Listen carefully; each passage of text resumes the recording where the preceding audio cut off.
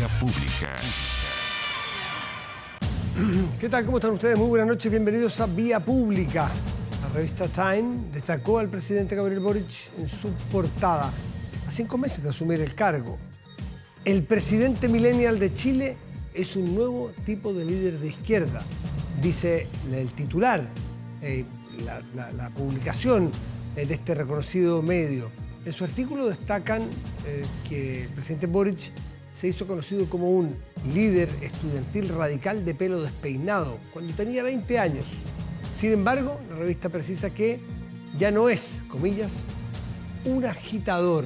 Es una entrevista interesante porque es un perfil que se hizo en agosto, entiendo que el 10 y el 11 de agosto, 2 días, una periodista también bastante joven, da la impresión de la misma generación, por lo tanto hay un código de lenguaje común, 2 días de seguimiento, de conversaciones más profundas que permiten entonces tener esa mirada de este personaje que es para el mundo uno de los 3 presidentes más jóvenes del planeta. Gabriel Boric en Time, como otros chilenos en el último tiempo han sido también reconocidos, en Time, incluso en portadas.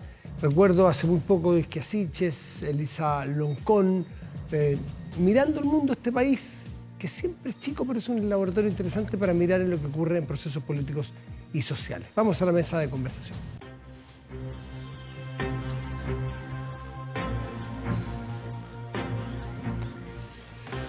Y bueno, es difícil no mirar buena parte de las cosas que ocurren con el factor 4 de septiembre ante los ojos, ¿no? Es lo que está pasando. ¿Y qué es lo que va a pasar? Como no sabemos lo que va a pasar, es bueno ir adelantando escenarios. Sería irresponsable, por lo demás, no adelantar escenarios. Recuerdo que hace un tiempo, cuando empezaron más derechamente las campañas, había muchos de un lado y de otro que decían, no, si no pensemos el 5, lo que importa es el 4, lo que importa es este texto. ¿Le gusta o no le gusta? De eso estamos hablando. Pero el sentido común y la vieja y la mirada de más de largo plazo indican que no, pues, que hay que mirar el proceso más en largo, como nos enseñaron cuando estudiamos historia. No pasan las cosas en un día, no son fotos, los hechos son películas largas. El 4, sin duda, es un momento culmen, importante, pero lo que pasa ese día da inicio a otros procesos, gane apruebo o gane rechazo. Está con nosotros la senadora de Renovación Nacional, Paulina Núñez, quien justamente, con un grupo de otros líderes políticos, han firmado un documento que tiene que ver con la mirada de lo que ocurre a partir del 4, en los distintos escenarios. Senadora Núñez, buenas noches y gracias por recibirnos. Hola Matías, muy buenas noches, muchas gracias a ustedes por el contacto. Bueno, justamente me gustaría saber, ustedes dicen ahí que, por lo que estuve leyendo, quieren recuperar el espíritu de los acuerdos que se hicieron post-18 de octubre. ¿Qué es ese espíritu? ¿Qué los convoca? ¿Quiénes forman parte de este grupo y esta carta? Entiendo que son 20 los que firmaron.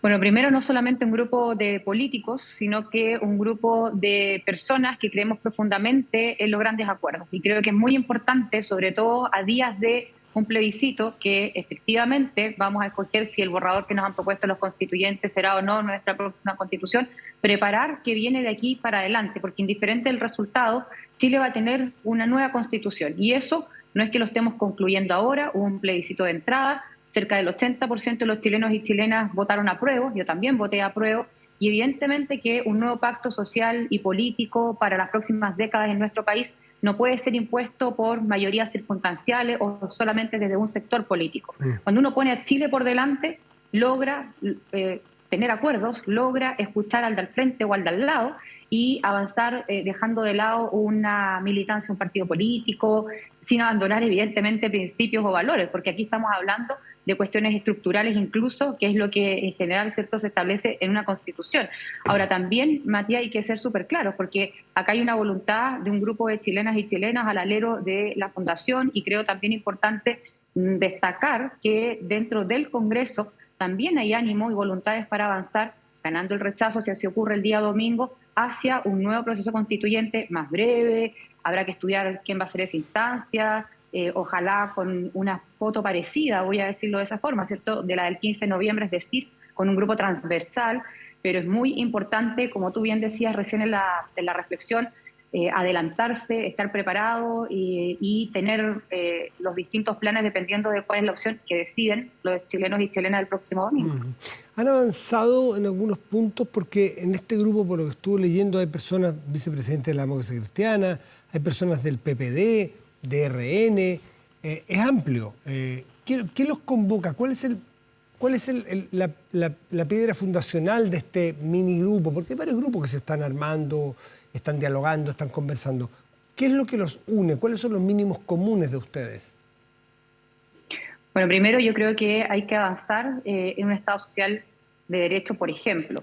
También en que somos una sola nación y no en una plurinacionalidad.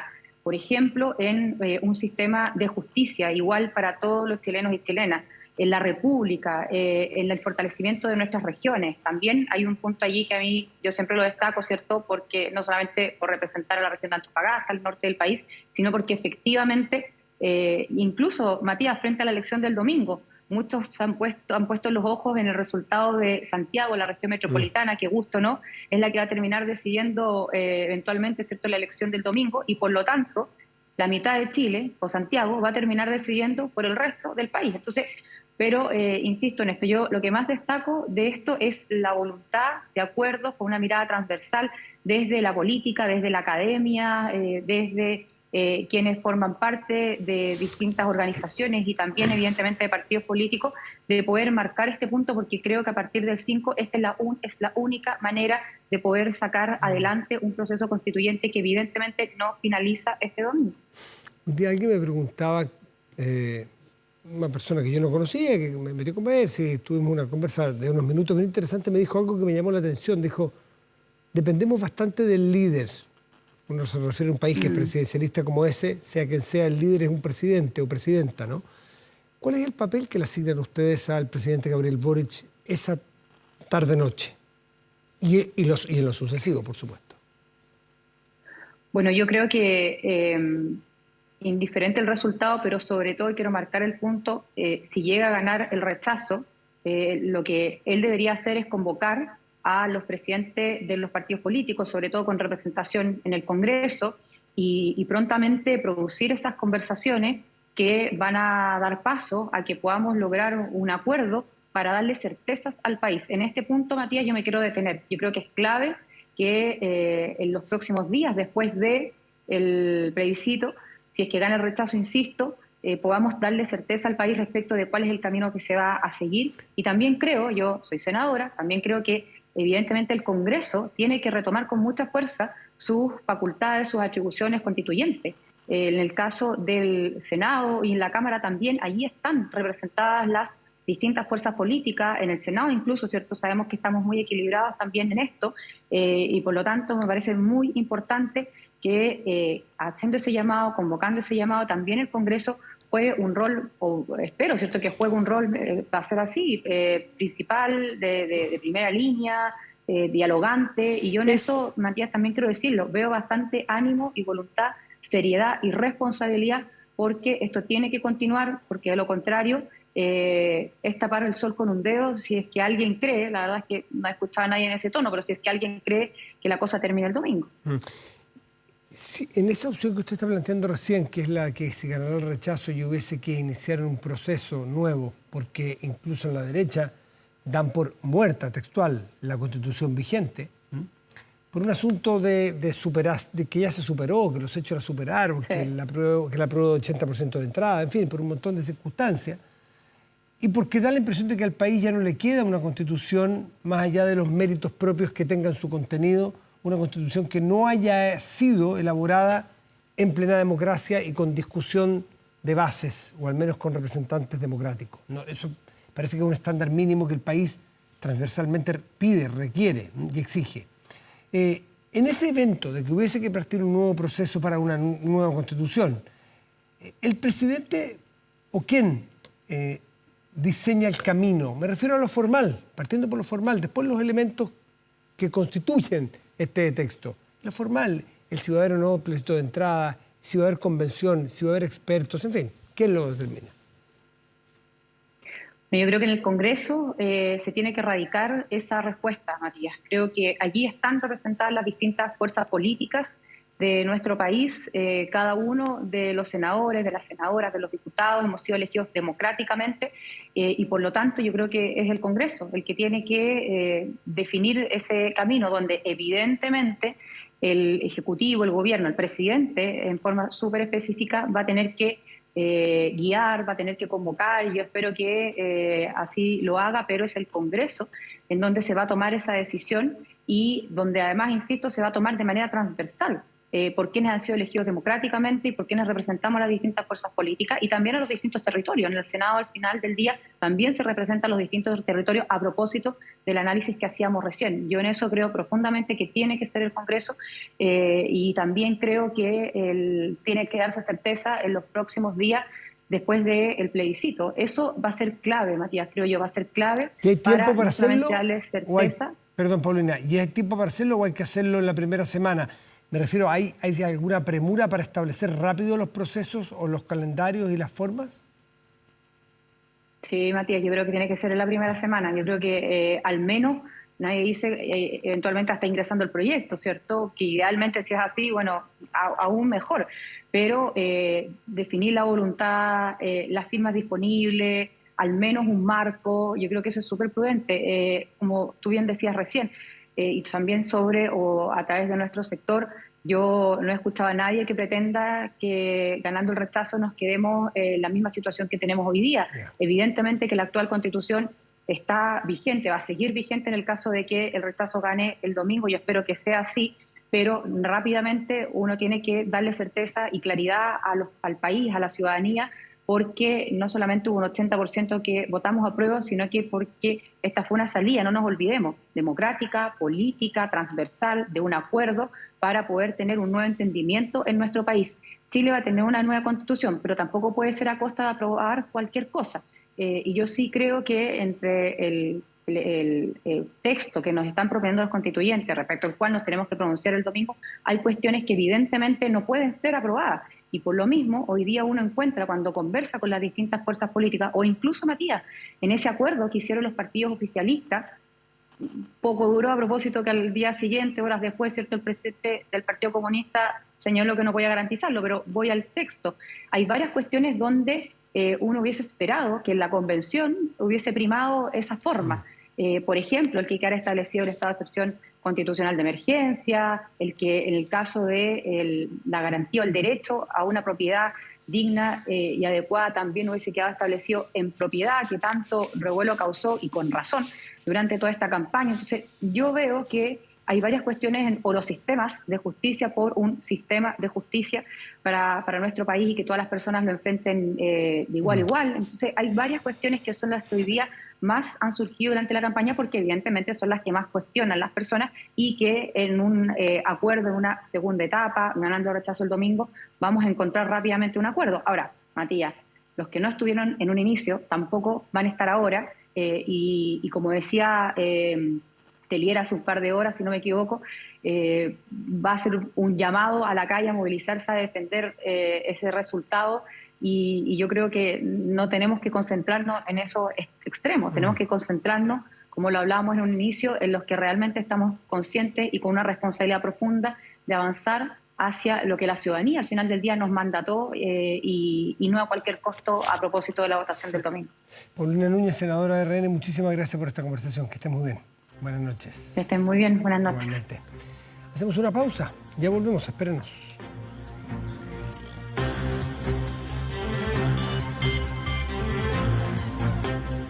Protéjase de la delincuencia con TPG, vigilancia en tiempo real de cámaras de seguridad con audio disuasivo para su empresa. Alarmas TPG con cámaras conectadas a su smartphone y botón de emergencia móvil para su hogar. No sea usted la próxima víctima, contrátelos en tpg.cl. Un 31 de agosto de 1997 el mundo supo de este accidente en París, en el Puente del Alma, en un puente subterráneo, un puente, se llama puente, pero es más bien un túnel se llama, no puente, disculpe, yo le puse túnel, del Alma, y murió Lady Di. Lady Di era un personaje, los que son más jóvenes no saben lo que significaba, pero no solamente era por la frivolidad y las revistas de la alta sociedad europea, era un personaje político, cultural, social, que significaba un montón de cosas. Y además ella tenía un ángel especial que lo hacía ser la hiper famosa que era, la Lady Di. ¿Quién iba a ser? En principio iba a ser reina de Inglaterra, nunca lo fue. Y el accidente se dio en circunstancias que tampoco nunca se aclararon. Pero estamos con un historiador para tratar de proyectar hacia adelante, o más bien, ver qué pasó con la corona inglesa. ¿Cuán influyente fue Lady Di mientras estuvo viva y luego después de su muerte? Cristóbal García Huidobro, académico de la Universidad de Santiago y de la Universidad Católica. ¿Cómo estás? Muy buenas noches, Cristóbal. Hola, buenas noches, Matías. ¿Cómo estáis? Muy bien, pues. Lady Di no era solamente una figura icónica de la moda, como podían verlo algunos, ni de las revistas de papel cuché. Era bastante más profundo su significado, ¿no?, de la corona. Sí, a ver, de distintas formas, ¿no? Primero, a través de toda la labor caritativa, ¿no?, que ella realizó, a través de todas las organizaciones, ONG, que ella amparó, y además también porque... Piensa tú, en una época donde habían ciertas cosas de las cuales no se hablaban o se consideraban tabú, por ejemplo, los temas de salud mental. Ella fue bulímica y ella misma lo reconoció y explicó el por qué y qué sentía precisamente y por qué lo hacía. O, por ejemplo, hay una escena muy notable cuando están en una gira en Nueva York, creo que el 86, por ahí, en una época en que todavía no había consenso en cómo el SIDA, ¿no es cierto?, se transmitía de persona a persona, y aprovechando también justo las cámaras, etcétera, ella ve a una persona que le queda muy poco en este mundo, afectada por la enfermedad, y lo abraza en ese momento de soledad absoluta.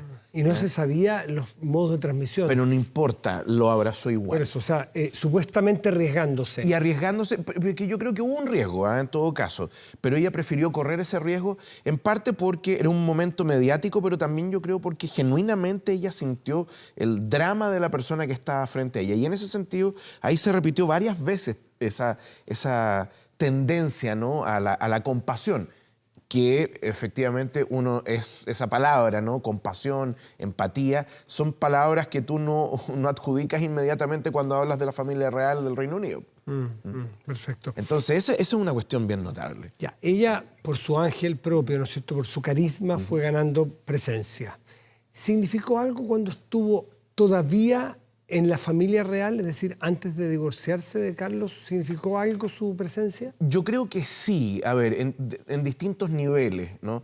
Por un lado, y esto lo ha dicho el mismo príncipe Carlos, él se sentía humillado, menoscabado, precisamente porque Diana era una persona mucho más carismática que él, y la gente, por ejemplo, cuando iban a giras juntos, la gente lo que hacía era acercarse a ella, no a él, siendo que él era la figura principal.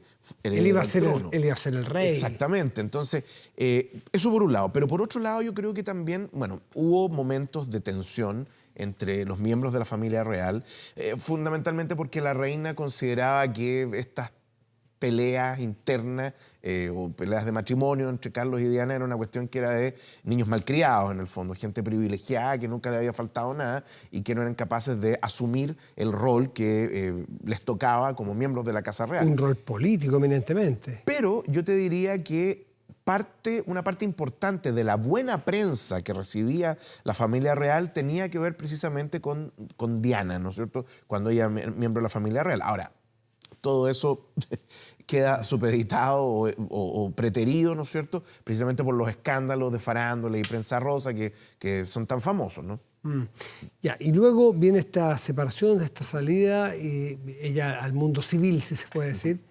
Y también genera un cisma, también genera una situación en la familia real.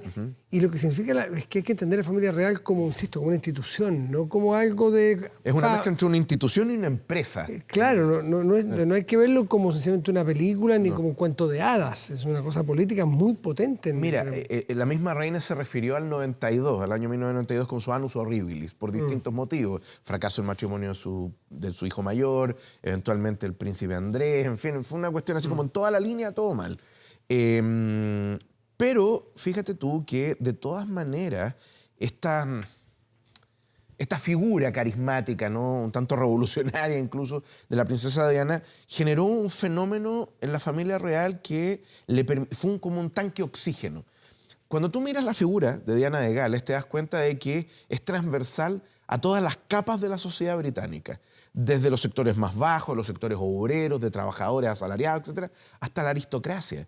Entonces, en ese sentido, era una figura con la cual todos podían empatizar o sentirse, hasta cierto punto, ¿no es cierto?, compenetrados con ella. Y eventualmente la familia real, como que, gracias a eso, paulatinamente, y después de la muerte de la princesa Diana, empieza a abrirse, ¿no?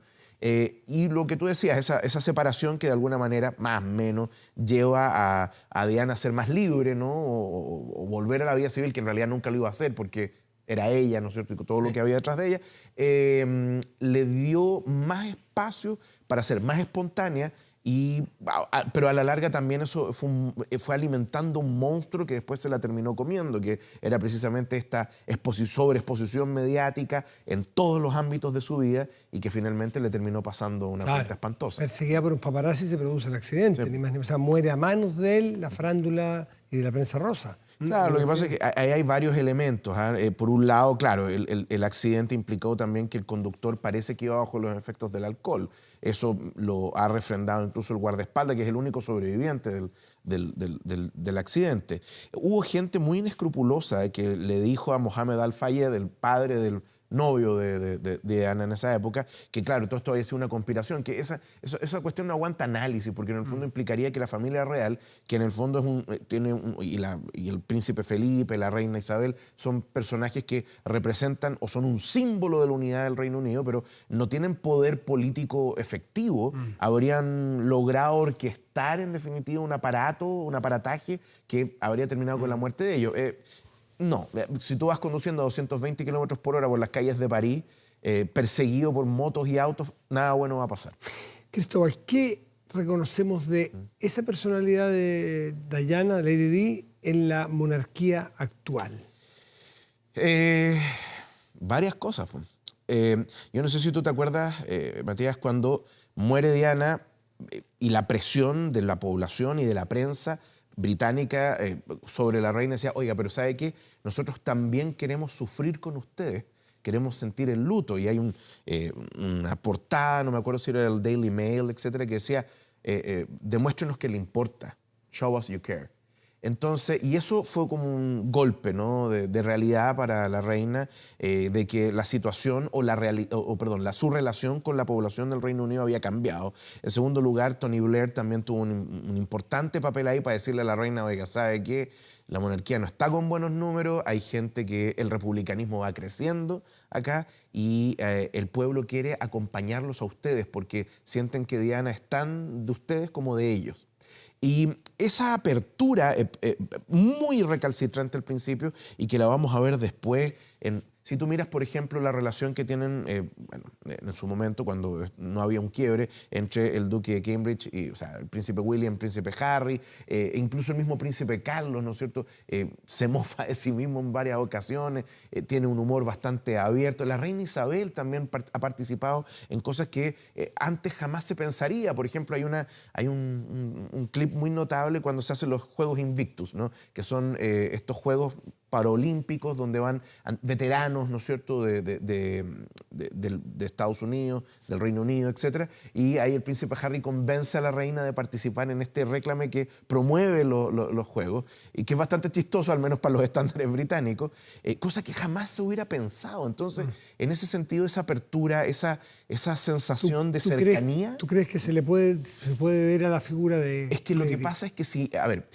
Yo creo que la muerte de la princesa Diana fue un punto clave, ¿ya? Porque tú puedes ir viendo, si tú comparas, ¿no es cierto?, los 10 años anteriores y los 10 años siguientes, ahí tú te das cuenta de que efectivamente hay un cambio. Y el único elemento común que podría existir acá es precisamente el fallecimiento de la princesa Diana. Porque además también se transforma en una especie como de mártir, o heroína, ¿no es cierto?, que más encima muere en circunstancias trágicas, con una vida también trágica en al menos algunos aspectos de la vida. Y además también que te muestra a una niña, porque era una niña, piensa tú que cuando se casa tenía 19 años, ¿no? Muy joven, que entra a este cuento de hadas supuestamente, que no lo era. Que fue dramático. Y que fue muy dramático. Y por lo tanto, ahí tú te das cuenta, mira, yo no te puedo decir, mira, a ciencia cierta te lo pruebo. No, pero cuando uno hace la comparación, uno se da cuenta de que efectivamente pareciera ser ese el nodo, ¿no? que produce el quiebre. Cristóbal, por último, ¿cuánta raíz tiene hoy la monarquía en esta sociedad moderna del siglo XXI en Inglaterra? O sea, hay gobiernos republicanos que ya quisieran la popularidad que tiene la monarquía británica, que no baja el 70-75%. O sea, goza de buena salud la monarquía. Goza de muy buena salud. Ahora, el tema es que el personaje más popular de la monarquía británica es una señora que tiene 96 años, que hoy día vive enclaustrada en Windsor, que enviudó después de 70 años de matrimonio, que es la reina Isabel. Y ella misma sabe que no le queda mucho tiempo. Entonces, el príncipe Carlos, que es su heredero natural, ¿no es cierto?, no es precisamente de las personas más populares. Pero ojo, no es que sea particularmente impopular, solamente no está dentro de los miembros más populares, pero aún así el príncipe Carlos, y él mismo lo ha dicho, o sea, ha estado preparando toda su vida para ese papel, ¿no?, de ser rey, monarca constitucional. Y en realidad, si tú miras, por ejemplo, cómo ha ido evolucionando la relación entre monarquismo y republicanismo en el Reino Unido, en estos momentos el republicanismo es absolutamente irrelevante y limítrofe desde el punto de vista político. Sin embargo, los monarquistas, algunos más tibios que otros indudablemente, mantienen férreamente la idea de que la institución de la monarquía, tal y cual hoy día existe, ¿no es cierto?, bajo los parámetros constitucionales que tiene el Reino Unido, es el modelo que le sirve a la Gran Bretaña, al Reino Unido, para seguir siendo un país, digámoslo, viable, y por lo demás también que es el sistema de gobierno que mejor se adapta a las tradiciones del país. Cristóbal García Huidobro, historiador, profesor de la Universidad de Santiago y Universidad Católica, gracias por estar esta noche aquí. Gracias, Matías, por la invitación. Que te vaya muy bien. Hacemos una pausa, ya volvemos, espérenos. Estamos de vuelta en Vía Pública y revisamos de inmediato nuestro portal de noticias y contenidos 24horas.cl, que en este momento destaca la siguiente información. 15 medidas para mejorar la calidad de vida de las mujeres. Programa Chile para Todas. Ahí está.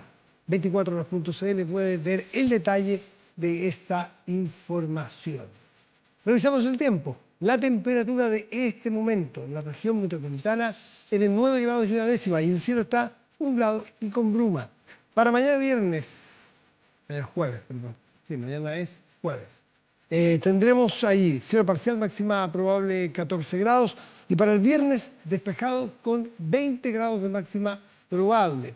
Revisamos otras dos regiones del país. En el norte, Putre, región de Arica y Parinacota, tendremos cielo despejado y la máxima probable de 17 grados. Idénticos 17 grados de máxima probable, pero en condiciones distintas, con viento en Los Ángeles, región del Biobío. A 6 años de su partida, David Bowie será homenajeado junto a otras estrellas británicas en el Paseo de la Fama de la Música en Camden, en el norte de Londres. Pese a su partida, su muerte del 2016, el cantautor británico sigue siendo recordado por muchos como un ícono. No solo por su música, sino por la singularidad de su arte, de sus composiciones, de los personajes que encarnaba cuando se subía al escenario. Ahora la cinta estrella llegará entonces a este Paseo de la Fama de la Música británica.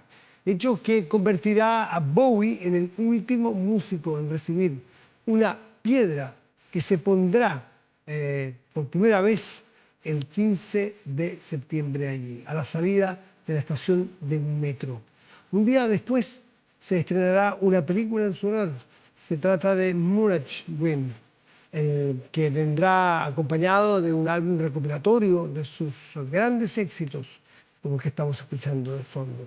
La verdad que Bowie es mucho más que un cantante. Bowie es un artista bastante integral, por eso es que sigue tan vivo en todas sus expresiones. Con Bowie de fondo nos despedimos. Muy buenas noches y gracias por venir.